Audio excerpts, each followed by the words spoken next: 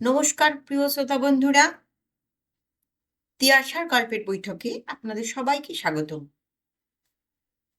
তিয়াশার গল্পের বৈঠকের আজকের নিবেদন রাঘব দারোগা ও গণার গণৎকারী। শুরু করছি আজকের গল্প পাঠ রাঘব দারোগা ও গণার গণৎকারী। অনুগ্রহ করে গল্পটি সম্পূর্ণটা শুনবেন, আশা করি ভালো লাগবে।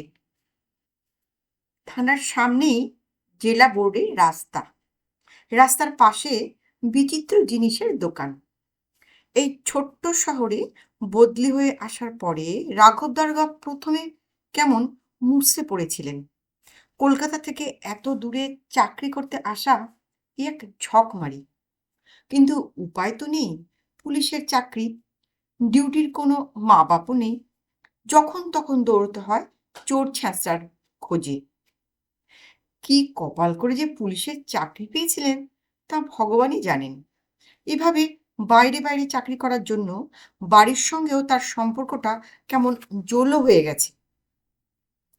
তাও কিছুই করার নেই, চাকরি না করে তো আর পেট চলবে না। অনেক সময় ইচ্ছা করে চাকরিটাকে ছেড়ে দিয়ে পালিয়ে যান, কিন্তু পারেন না। বাড়ির সবার মুখ মনে পড়ে, অতগুলো লোক তার মুখের দিকে চেয়ে বেঁচে আছে। ডুমুরতুলি নামটা এখানে আসার আগে তিনি শোনেননি। এসে পড়ে প্রথমে ভালো না লাগলেও এখন খারাপ লাগে না। ছোট জায়গা বলেই দারোগাকে লোকে মান্য করে, ভয়ও করে, কিন্তু দারোগার মাথা ব্যথা একজনকে নিয়েই। তার নাম গণপতি গড়াই। লোকটি মহা ধুরন্ধর। তার জ্বালায় আশেপাশে মানুষেরা যেমন ভয়ে ভয়ে থাকে, দারোগাকেও উৎকণ্ঠায় দিন কাটাতে হয়। বলা যায় না কখন কোথায় উৎপাত করবে। গণপতি এই এলাকার কুখ্যাত ডাকাত। দারোগাকেও মাঝে মাঝে ঘোল খাইয়ে দেয়, নাকের ডাকা দিয়ে ডাকাতি করে পালিয়ে যায়। পুলিশ বাহিনী নিয়েও রাঘব দারোগাকে ঠুটো জগন্নাথের মতন হয়ে বসে থাকতে হয়। ওই একটি লোকের জন্যই তার রাতের ঘুম চলে যেতে বসেছে। রাঘব দারোগা সকালেই থানায় বসে বিশাল টাকে হাত বুলিয়ে বুদ্ধি বের করার চেষ্টা করছিলেন। লোকে তার টাক নিয়ে রসিকতা করে, তার ভুঁড়ি নিয়ে কটাক্ষ করে, ঝাঁটার মতো গোপ নিয়েও টিপ্পনি কাটে। এটা মোটেই পছন্দ হয় না তার, কিন্তু কাউকে কিছু বলারও সাহস পান না। কেউ তো আর সামনে বলে না, আড়ালে বলে। বিশেষ করে গনার কাছে নাস্তানাবুদ হয়ে তার নাক কেটে গেছে। এই কদিন আগে খবর পেয়েও গনাকে ধরতে পারলেন না। বেটা যে কি কৌশল জানে, চোখের সামনে দিয়ে কি করে পালিয়ে গেল সেই চিন্তায় মাথার চুল ছিঁড়তে ইচ্ছা করে তার। কিন্তু চুল ছিঁড়তে গিয়েও ছিঁড়বেন কি করে, চুলই তো তার নেই। ধুধু করছে চকচকে টাক, মেজাজ খিঁচড়ে যায় তার। গোমরা মুখে বসে বসে গনার মুন্ডুপাত করেন রাঘব দারোগা। আগে দারোগা বাবু! কে কে চমকে ওঠেন রাঘব দারোগা। গনার ভাবনায় একটু অন্যমনস্ক হয়েছিলেন। আচমকা ডাকে ঘাবড়ে গিয়ে চিৎকার করে ওঠেন। অবাক হয়ে দেখেন তার সামনে একজন অদ্ভুত চেহারার লোক হাত জোর করে দাঁড়িয়ে আছে। রোগা চেহারা, মুখে এক মুখ দাড়ি, মাথার চুল ঝাঁকড়া, বোধহয় 7 জন্মেও মাথার তেল চিরুনি দেয় না। গায়ে ঢোলা জামা, অনেকটা আলখাল্লার মতন, কাঁধে একটা ঝোলা ব্যাগ। ব্যাগটার পেট এতটাই মোটা, মনে হয় ঘর সংসার সব ঠুকিয়ে নিয়ে এসেছে। লোকটিকে দেখে পাগল টাগল মনে হলো, কিন্তু না, পাগল যে নয় তার চোখ দেখে বোঝা যায়। তার চোখ দুটো যেন জল জল করে জ্বলছে, মুখে এক চিলতে হাসি লেগে আছে। রাঘব দারোগা ভেবে পান না এমন উটকো লোক কি করে হুট করে থানায় ঢুকে পড়ে। একরাশ বিরক্তি নিয়ে ধমকে ওঠেন, কি চাই, কে তুমি? আগে অধমের নাম গনা। গনা? বাজ পড়লেও যেন এমন গর্জন শোনা যায় না। লাফ দিয়ে তড়ক করে উঠে পড়েন রাঘব দারোগা। গনা? তুই গনা? হা হা হা হা হা! উল্লাসে ফেটে পড়েন তিনি। মনে মনে উল্লাসিত হন, এবার বাছাধন যাবে কোথায়? বারে বারে ঘুঘু তুমি খেয়ে যাও ধান, এবার তোমাকে কে বাঁচায় আমি দেখব। আমার নাম রাঘব বোয়াল, থুরি, রাঘব বল। আগে ঘুঘু কি ভালো মানুষের মতন ভ্যাবাচাকা খেয়ে মিনমিন করে লোকটা, যার নাকি নাম গনা। ঘুঘু চেনো না? হে হে হে। আমার চোখে ধুলো দেবে এমন বান্দা কখনো জন্মায়নি। রাঘব দারোগা ছট করে এগিয়ে এসে গনার হাত চেপে ধরেন। তুমি একটা বাস্তু ঘুঘু, বুঝেছ? আগে স্যার, ঘুঘু কি ধান খায়? গনার মুখে কথা ফোটে, বিনয়ের সঙ্গে প্রশ্ন করে সে। সে কৈফিয়ত তোমায় দেব না, এবার তোমাকে দিয়ে জেলে ঘানি টানাবো, বুঝলে? কেন দারোগা বাবু, আমি কি কলুর বলদ যে আমাকে দিয়ে ঘানি টানাবেন? আমি তো কোনো অন্যায় করিনি। অন্যায় করনি? ধমকে ওঠেন রাঘব দারোগা। আমাকে ঘোল খাইয়ে ছাড়ছো বাছাধন? অন্যায় করনি? ঘোল? আপনাকে আবার ঘোল খাওয়ালাম কখন? আমি তো ঘোল বেচি না। আরে সে ঘোল নয়, দারোগা তাকে বুঝিয়ে বলেন। গত পরশুদিন চিংড়ি পোতায় দত্ত বাড়িতে ডাকাতি করে আমায় চোখে ফাঁকি দিয়ে পালিয়েছ, আবার বলছো কিচ্ছুটি করনি? ডাকাতি? হ্যাঁ, ডাকাতি। ওরে ডাকাত, আমি কেন খামোকা ডাকাতি করতে যাব? আমি তো জ্যোতিষী ভাগ্য গণনা করি।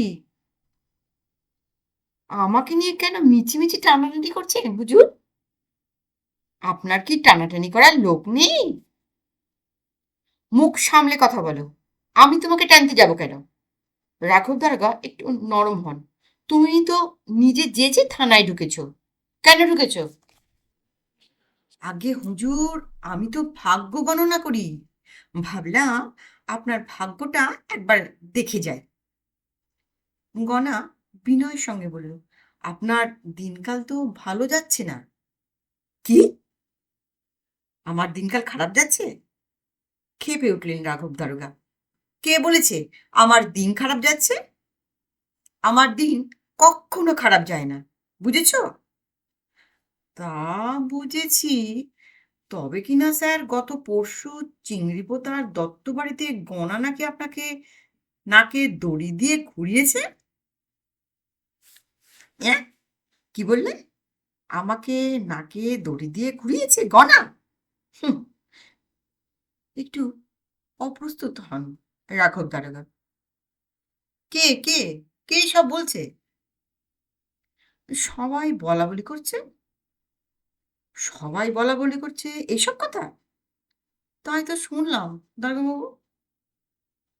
রাঘব দারোগা বেলুনের মতো চুপসে যান। এভাবে তার নামে যদি লোকে বলা বলি করে, তাহলে তার মান সম্মান সব জলাঞ্জলি যাবে। মনে মনে বড় দুঃখ পেলেন। গলা যে তার গলায় গলগণ্ড হয়ে উঠছে। ওকে ধরতে না পারলে তার চাকরি নিয়ে টানাটানি পড়ে যাবে। লোকে তাকে নিয়ে হাসাহাসি করবে, এ তিনি সইতে পারেন না। কিছু একটা না করলেই তো হচ্ছে না। নিরুপায় হয়ে সামনে দাঁড়ানো গনার শরণাপন্ন হন। আচ্ছা গনা, বলুন হুজুর। বিগলিত কণ্ঠ গনার। তুমিই তো জ্যোতিষী, তাই না? হ্যাঁ হুজুর। আমার ভাগ্যটা একটু দেখে দিতে পারো? প্রশ্ন করে রাঘব দারোগা। প্রশ্ন করে রাঘব দারোগা এদিক ওদিক দেখে নেন। না, কেউ কোথাও নেই। থানার সবাই আজ তার ধারে কাছে আসতে সাহস হয়নি। গতকাল যাকেই সামনে পেয়েছেন গালাগালি করে ভূত ভাগিয়েছেন। আসলে গনার কাছে হেরে যাওয়ার দুঃখে সবার ওপর ঝাল ঝাড়ছেন। আজ তাই কেউ তার সামনে আসতে সাহস পায়নি। এদিক ওদিক গা ঢাকা দিয়েই বসে আছে তারা। আর সেই সুযোগেই এই বেটা জ্যোতিষী থানায় ঢুকে পড়তে পেরেছে। যাক, ঢুকেছে বলেই না ভাগ্যটা গুনিয়ে নেওয়া যাবে এবার? কেউ জানতেও পারবে না। তিনি জ্যোতিষীকে দিয়ে নিজের ভবিষ্যৎ গণনার জন্য উদ্গ্রীব হয়ে আছেন। খারাপ কিছু যদি থাকে তাও কেউ জানতে পারবে না। এখন তো আর এখানে কেউ নেই। আচ্ছা, এ আর কঠিন কি বলুন? কি জানতে চান? গণা জ্যোতিষী দুপা এগিয়ে এসে বলল, আপনার হাতটা একটু দেখাতে হবে। আমি কি আপনার সামনে বসতে পারি? হ্যাঁ, হ্যাঁ, হ্যাঁ, বসো। রাঘব দারোগা খাতির করে বললেন, বলো তো, চাটা আনাই? কি বলো? তা আপনি যখন আদর করে খাওয়াতে চাইছেন, না আর বলি কি করে, বলুন। গড়রাজি হওয়ার মতো করে বলল গনা। তিন করি। আগে বড়বাবু, এর জন্য চায়ের ব্যবস্থা করো তো। তিন করি একবার আর চোখে গনাকে দেখে। একে আগে দেখেছে কিনা মনে করার চেষ্টা করল। চেনা বলে তো মনে হলো না তার। এখনই আনছি বড়বাবু। তিন করি বেরিয়ে গেল। গনা চেয়ারে ভালো করে বসে বলল, বড়বাবু, আপনার হাতটা একটু দেখি। রাঘব দারোগা সাগ্রহে ডান হাত পেতে দিলেন। মনের মধ্যে জোর কৌতূহল। কি বলে জানার জন্য মনটা খুব আকুলি বিকুলি করে উঠল। গনা তার ঝোলা থেকে একখানা আতস কাঁচ বের করে বাঁ হাতে দারোগার পেতে রাখা হাতটা টেনে নিল। আতস কাঁচে চোখ লাগিয়ে আগু পিছু করে দেখল। দেখতে দেখতে তার কপাল কুঁচকে ওঠে। একবার কপালে আঙুল ঠুকে কি যেন ভাবে। শেষে বিজ্ঞের মতন মাথা নেড়ে বলল, আপনার বৃহস্পতি আর মঙ্গল তো ভালোই, তবে কিনা কি আপনার শনির দশা চলছে। শুক্র বক্রী। এ অবস্থায় বেশ ভোগান্তি আছে আপনার। ভোগান্তি? কিসের ভোগান্তি গনা? ভোগান্তি মানে সব কাজেই আপনার সাফল্য আস্তে আস্তে শেষ মুহূর্তে নিচে যাবে। তাই? হতাশ গলায় কথা বলে রাঘব দারোগা। হ্যাঁ, আর একটা কথা, আপনি গ দিয়ে 4 অক্ষরের নাম, তার থেকে সাবধান থাকবেন। 4 অক্ষরের নাম? কই, তেমন কাউকে তো দেখি না। রাঘব দারোগা বললেন, আমাকে যে ভোগাচ্ছে তার নাম তো 2 অক্ষরের। আপনি কি ঠিক জানেন? কেন জানবো না? এই অঞ্চলের কুখ্যাত ডাকাত গনার নাম কে না জানে? গনা? হ্যাঁ, গনা। আপনি কি জানেন ওর নাম গনা নাকি গণপতি? অ্যাঁ? চমকে ওঠেন রাঘব দারোগা। গণপতি? হ্যাঁ, হ্যাঁ, সত্যি তো, গনার নামই তো গণপতি। সচকিত হয়ে সন্দিগ্ধ চোখে জ্যোতিষীর মুখের দিকে দৃষ্টি ফেলেন। তুমি জানলে কি করে? আমি জানবো কেন? আন্দাজে বললাম। গণপতি হবে এমন কোনো কথা নেই, গদাধরও হতে পারে। না, হতে পারে না, হুঙ্কার দিলেন রাঘব দারোগা। ওর নাম গণপতি? ওই বেটাই আমার রাতের ঘুম কেড়ে নিয়েছে। ওকে যদি একবার বাগে পাই তবে শ্রীঘরের জল খাইয়ে ছাড়ব। মৃদু হাসি ফুটে ওঠে জ্যোতিষীর মুখে। তা তো খাবেন, তাকে পাবেন কোথায় বলুন? সে তো সুরসুর করে আপনার থানায় এসে ধরা দেবে না। ধরা দেবে না, ওর ঘাড় দেবে। রেগে যান রাঘব দারোগা। আমার নাম রাঘব দারোগা। হুম, আমার ভয়ে বাঘে গরুতে এক ঘাটে জল খায়। হ্যাঁ, এই তুমি জানলে কি করে? চমকে ওঠেন রাঘব দারোগা। আপনার হাতেই আছে, গুনে বললাম। তাই? পুলকিত রাঘব দারোগা। আর কি কি দেখলে বলো তো? বলছি বলছি। ঢোক গিলে গনা জ্যোতিষী বলল, গলাটা একটু শুকিয়ে গেছে। এই, তিন কড়ি, চা, চা কোথায়? কথা শেষ করতে পারেন না রাঘব দারোগা তিন কড়ি চা আর লেড়ে বিস্কুট নিয়ে এসে হাজির হলো তার সামনে। কাগজে জড়ানো বিস্কুট গনার হাতে দিয়ে টেবিলের উপর চায়ের ভাঁড় রেখে টেবিলের পাশে দাঁড়ালো তিন কড়ি। দারোগাবাবু যদি আর কোনো আদেশ করেন সেই অপেক্ষায়। গনা বিস্কুটে কামড় দিয়ে বাঁ হাতে চায়ের ভাঁড় মুখে তুলে চুমুক দেয়। আহ, গলাটা একটু ভিজলো। তুমি যাও তিন কড়ি, দরকার হলে পরে ডাকবো। আচ্ছা বড়বাবু, এখন তাহলে চলি। তিন কড়ি বেরিয়ে যায়। গনা তৃপ্তি করে বিস্কুট আর চা খায়। তার মুখে হাসি। চাটা বেড়ে করেছে বড়বাবু, দারুণ। এমন চা অনেকদিন খাইনি। গনার তাড়িয়ে তাড়িয়ে চা খাওয়া দেখে বিরক্ত হন রাঘব দারোগা। তার আর তর সইছে না। যা জানতে পারা যায় জেনে নিতে হবে, তাড়া লাগান তিনি। বেশ বেশ, এবার তো খেলে, গলা তো ভিজলো। এখন বলো তো, সেই ব্যাটা গণপতিকে বাগে পাবো কিনা?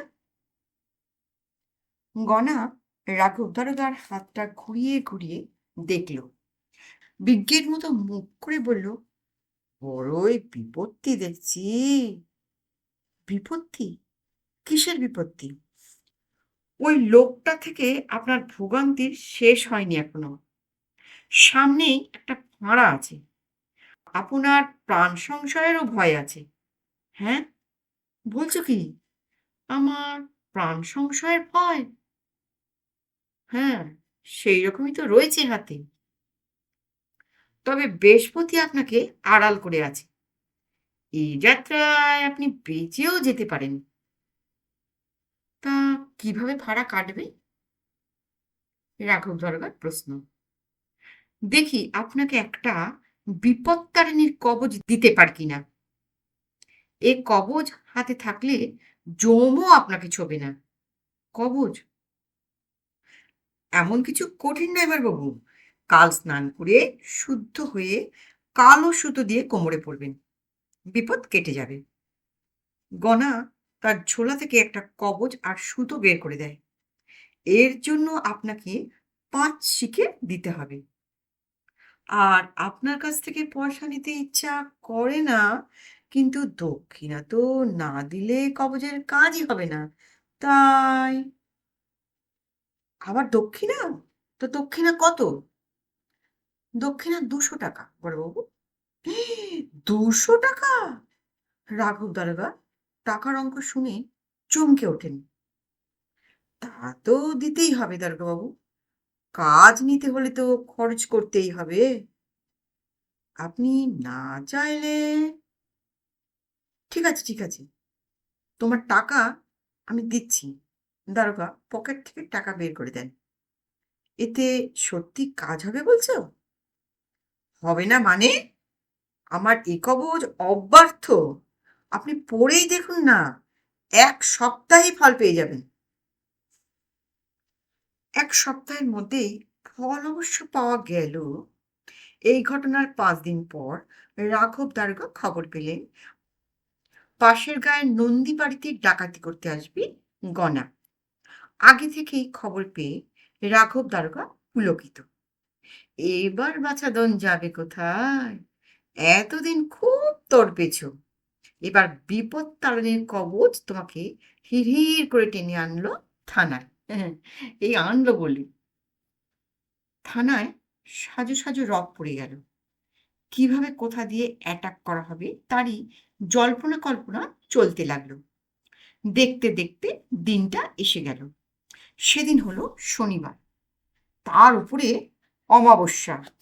সন্ধে হতেই দারোগা তার 4 জন সাকরেতকে নিয়ে রওনা হলেন নন্দীবাড়ি।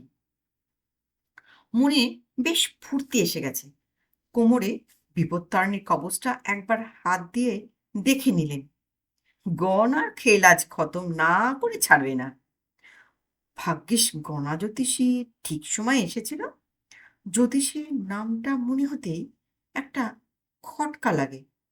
বেটা, গণৎকারের নামটাও যে কেন গণাই হতে হলো, নাম আর যেন খুঁজে পাইনি। যাকে যাক, ওসব ভেবে আর কোনো লাভ নেই। এখন অপারেশন সাকসেসফুল করতে হবে।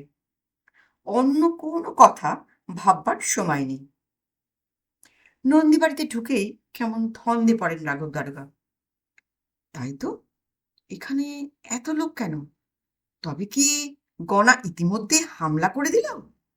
এ হে, বড্ড দেরি হয়ে গেছে। দৌড়িয়ে এগিয়ে গেলেন ভিড়ের দিকে। রিভলভারটা সামনে তাক করে হাঁকলেন, কেউ এক পা নড়েছ কি মাথার খুলি উড়িয়ে দেব। সবাই কেমন ঘাবড়ে যায়। দারোগার রিভলভারের সামনে পড়ে ভ্যাবাচ্যাকা মেরে দাঁড়িয়ে থাকে। নড়াচড়ার শক্তি পায় না কেউ। দারোগা গম্ভীর গলায় বললেন, গনা, তুমি বেরিয়ে এসো। আমাকে গুলি করতে বাধ্য করো না। আমার নাম রাঘব দারোগা। ভিড়ের মধ্যে একটু যেন সাড়া পড়ে যায়। তার ভেতর থেকে ধুতি পাঞ্জাবি পরা একজন সৌম্য চেহারার লোক এগিয়ে আসে। তাকে সামনে এগিয়ে আসতে দেখেই পুলকিত হয়ে ওঠেন রাঘব দারোগা, এবং পুলকিত হয়েই তার মুখ থেকে ইংরেজি বেরিয়ে আসে, that's like a good man. তা গনা, আজ বেড়ে সেজেছিস তো? তোকে দেখে তো বোঝারই উপায় নেই। তবে এবার আর আমার চোখে ফাঁকি দিতে পারবি না। দারোগাবাবু, আমি। কথা শেষ করতে পারে না লোকটি। রাঘব দারোগা তার মুখের কথা লুফে নিয়ে খেঁকিয়ে ওঠেন, তুমি কি তা আমার জানা আছে। আমার চোখে ফাঁকি দেওয়া অত সহজ নয়। একদম চালাকি করবে না। এই 3 কোটি, হাত কড়া লাগাও। আগে দারোগা বাবু, আপনার কোথাও ভুল হচ্ছে। পাশ থেকে কে যেন কথা বলতে গেল। রাঘব দারোগা তাকে দাবড়ে থামিয়ে দিল। আমার ভুল হয় না। আমার নাম রাঘব বল। ভিড় থেকে কে যেন বলে উঠল। কে? কে বলল? রাঘব দারোগা রাগে ফেটে পড়েন। কি? আমাকে নিয়ে মশকরা? দাঁড়াও, সবাইকে যদি ফাটকে না ভরিত। কথা শেষ করলেন না। কে জানি আবার কে কোন কথায় ফোট কাটবে। থাকবে, ওসব নিয়ে এখন মাথা ঘামালে চলবে না। তিনি আবার হাঁক পাড়লেন, 3 কোটি, যাই বড়বাবু। 3 কোটি এগিয়ে আসেন।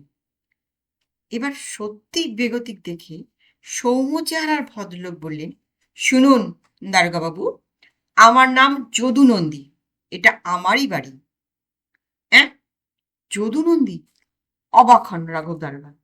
নিজের ভুল বুঝতে পেরে একটু লজ্জাও পান, তবুও ধমকে ওঠেন, তা এখানে কি করছেন? আপনার তো আজ দরজা বন্ধ করে ঘরে বসে থাকার কথা, আর আপনি বাইরে ঘুরে বেড়াচ্ছেন। আজ যে আমাদের বাড়ি কালী পুজো দারোগাবাবু। যদু নন্দী বিনীত সুরে বলল, আপনাকে থানায় গিয়ে তো নেমন্তন্ন করে এসেছিলাম, এরই মধ্যে ভুলে গেলেন? ভুলবো কেন? ভুললে কি আর আসতাম? রাঘব দারোগা বিজ্ঞের মতন বললেন, কিন্তু আজই তো আপনার বাড়ি গনা হামলা করবে, তাকে আপনি ভুলে গেলেন? ভুলবো কেন? তার ব্যবস্থাও করে রেখেছি। কি ব্যবস্থা করেছেন? দারোগাবাবুর প্রশ্ন। নজর লেঠেলকে রেখেছি বাড়িতে, ও নিয়ে আপনি ভাববেন না। এসেই যখন পড়েছেন, পুজোর প্রসাদ না খেয়ে আর আপনি যাবেন না। আমি ডিউটি আওয়ার্সে কিচ্ছু খাই না। রাঘব দারোগা গম্ভীর হয়ে জবাব দিলেন, আমি এসেছি আপনাদের প্রোটেকশন দিতে। এখন প্রসাদ খাওয়ার কথা ভাবলে আমার চলবে না। 3 কোটি, তোমরা সব পজিশন নিয়ে দাঁড়িয়ে থাকো। ঠিক আছে বড়বাবু? হাত জোর করে যদুনন্দী বিনয়ের সঙ্গে বলল, অনুমতি করুন দারোগাবাবু, পুজো শুরু করি। হ্যাঁ হ্যাঁ হ্যাঁ, পুজো শুরু করুন। ঢাকের বাজনার সঙ্গে কাঁসর বেজে উঠল। মা কালীর পুজো শুরু হয়ে গেল। সামনের বৈঠকখানার বারান্দায় রাঘব দারোগাকে চেয়ার পেতে দেয়া হলো। বাজনার তালে তালে মাথা দোলাতে লাগলেন তিনি। বাড়ির মধ্যে একটা জমজমাট আসর বসে গেল। রাত 1টা নাগাদ পুজো শেষ হলো। সবাইকে বসিয়ে খিচুড়ি খাওয়ানো শুরু হলো। এমন সময় বাড়ির ভেতর মহল থেকে কান্নার রোল ভেসে এলো। হায় হায় হায় হায়, সর্বনাশ হয়ে গেল। বাইরে থেকেও চিৎকার উঠল, ডাকাত ডাকাত। চারিদিকে চেঁচামেচি, হই হট্টগোল। যে যেদিকে পারলো ছুটে পালালো। রাঘব দারোগা লাফ দিয়ে উঠোনে নেমে এসে গর্জন করে উঠলেন, কেউ পালাবে না, যে যেখানে আছো চুপচাপ দাঁড়িয়ে থাকো। কে কার কথা শুনে যে যেদিকে পারছে ছুট লাগাচ্ছে ভয়ে। পুরুত ঠাকুর পুজোর প্রণামী একটা কাপড়ে জড়িয়ে নিয়ে গুটি গুটি সরে পড়তে গিয়ে রাঘব দারোগার সামনে পড়ে গেল। এই, কাহে ভাগতা? ধমক খেয়ে পুরুত ঠক ঠক করে ভয় কাঁপতে কাঁপতে দারোগার পায়ে পড়ল। হুজুর, আমি নেতাই চক্রবর্তী, পুজো করতে এসেছিনু। পুজো করতে এসেছিলে তো পালাচ্ছ কেন? হ্যাঁ, ডাকাতের ভয়ে। ডাকাত যদি ধরে। চুপ! থমকে ওঠেন রাঘব দারোগা। তোমাকে ডাকাত ধরবে কেন? হ্যাঁ, ধরবে না বলছেন? না, ধরবে না। তাহলে আমি যাই হুজুর। হ্যাঁ, যাও। দারোগা যাওয়ার অনুমতি দিলেন। নিতাই চক্রবর্তী আর তার সঙ্গের লোকটি চলে গেল। রাঘব দারোগার মনে হলো নিতাইকে কোথায় দেখে থাকবেন, কিন্তু কোথায়? উম, কোথায় ঠিক মনে করতে পারলেন না। একটা খটকা লাগে। পর মুহূর্তেই মনে হয় হয়তো পথে ঘাটে দেখে থাকবেন। ডাকাত পড়েছে, অথচ লেঠেলদের কোথাও খুঁজে পাওয়া গেল না। রাঘব দারোগা সারা বাড়ি তন্ন তন্ন করে খুঁজলেন। হঠাৎ তার মনে হলো কালী ঠাকুরের কাঠামোর পেছনে কে যেন ঘাপটি মেরে লুকিয়ে আছে। লাফ দিয়ে গিয়ে তাকে চেপে ধরলেন। সে বেচারা গুঁ গো করে উঠল। টেনে বার করে আনলেন তাকে। বাইরে এনে দেখেন হাত পা মুখ বাঁধা একটা লোক। তাড়াতাড়ি তার মুখের বাঁধন খুলে দিয়ে জিজ্ঞাসা করেন, কে তুই? তুই গনা? একে আমি নেতাই চক্রবর্তী। নেতাই চক্রবর্তী? থ মেরে যান রাঘব দারোগা। বিশ্বাস হয় না তার। নিশ্চয়ই বেটা ধরা পড়ে এখন নেতাই চক্রবর্তী সাজছে। চোপড়াও, আমাকে বোকা পেয়েছ? কিছুক্ষণ আগেই তো নিতাই চক্রবর্তী চলে গেল। তুমি নিশ্চয়ই গনা। গনা বলতেই একটা সাড়া পড়ে গেল। সবাই বলাবলি করছে, গনা ধরা পড়েছে, গনা ধরা পড়েছে। গনা ধরা পড়েছে খবর পেয়ে ছুটে এলে যদুনন্দী। কোথায় গনা? রাঘব দারোগা তখনও লোকটার হাত ধরেই দাঁড়িয়ে আছে। তার মন খুশিতে ডগমগ। এতদিনে গনাকে ধরেছেন তিনি। গর্বের সঙ্গে বলেন, এই তো গনা, আমার হাতে যখন পড়েছে, বেটার কপালে আজ দুঃখ আছে। এ কাকে ধরেছেন দারোগাবাবু? যদুনন্দী যারপরনাই অবাক হয়ে বলেন, আরে, হে তো নিতাই চক্রবর্তী, আমাদের পুরুত মহাশয়। হ্যাঁ, নিতাই? তাহলে নিতাই বলে যে গেল সে কে? রাঘব দারোগা বোকার মতন প্রশ্ন করে। সেই তাহলে গনা ডাকাত, যদুনন্দী মন্তব্য করেন। এবারও বেটা তাঁর চোখে ধুলো দিয়ে পালালো। রাঘব দারোগা মাথায় হাত দিয়ে বসে পড়েন। এত বড় পরাজয় কেমন করে মানবেন তিনি? দুদিন পর থানায় এসে বসেছেন রাঘব দারোগা। এই দুদিন তার মেজাজ খিচড়ে ছিল। গনার কাছে এমনভাবে নাস্তানাবুদ হয়ে মুখ দেখাতে লজ্জা করছিল তার। একটা সামান্য ডাকাত, সে কিনা চোখের সামনে দিয়ে বেরিয়ে গেল। দুদিন ভালো করে ঘুম খাওয়াও হয়নি তার। কিন্তু চাকরি তো করতেই হবে, তাই এসে ডিউটিতে বসতে হয়েছে আবার। থানার কেউ দারোগার সামনে আসতে সাহস পাচ্ছে না। গনার কাছে নাক ঘষা খেয়ে রেগে আছেন দারোগাবাবু। শেষে সেই রাগ না তাদের উপরেই ঝাড়েন। একজন লোক থানায় এসে ঢুকলো। দারোগাবাবুকে নমস্কার করে বলল, দারোগাবাবু, আপনার একটা চিঠি। আমার চিঠি? কই দেখি। রাঘব দারোগা চিঠিটা নিলেন। একখানা নীল রঙের খাম। খামটা ছিঁড়ে চিঠিটা বের করলেন। ছোট্ট চিঠি, কিন্তু বক্তব্য পড়ে তাঁর চক্ষু চড়ক গাছ। দারোগাবাবু, আপনার ভাগ্য গুণে বলেছিলাম কপালে দুর্ভোগ আছে, আর সে দুর্ভোগ আমার হাতে। সামনে পেয়েও আপনি চিনতে পারবেন না। আপনি ধরবেন গনাকে? গনা তো আপনার পাশেই আছে। ইতি গনা। অ্যাঁ, কোথায়? চমকে ওঠেন রাঘব দারোগা। যে লোকটি চিঠি দিতে এসেছিল তাকে খোঁজেন। না, কোথাও নেই। লোকটাকে ধরতে পারলে তো গনার হদিশ পা গেলেও যেতে পারত। কিন্তু গেল কোথায় লোকটা? রাঘব দারোগা চমকে ওঠেন। তাই তো, যে লোকটা চিঠি দিয়ে গেল, একে যেন কোথায় দেখেছেন তিনি। রাঘব দারোগার চোখের সামনে সর্ষের ফুল ওড়ে। তিনি এতদিন ধরে দারোগাগিরি করেও গনাকে চিনতে পারলেন না। বেটা তাঁর কাছে এসে জ্যোতিষী সেজে 200 টাকা হাতিয়ে নিয়ে গেল। তাকে বলে বলে ঘোল খাইয়ে ছাড়ল। নিজেই নিজের কেরামতি গণনা করে তাকে বেকুব বানালো। তাহলে কি গনার গণৎকারী সত্যি? রাঘব দারোগা কিছুই বুঝে উঠতে পারেন না। তার মাথা ঘোরে।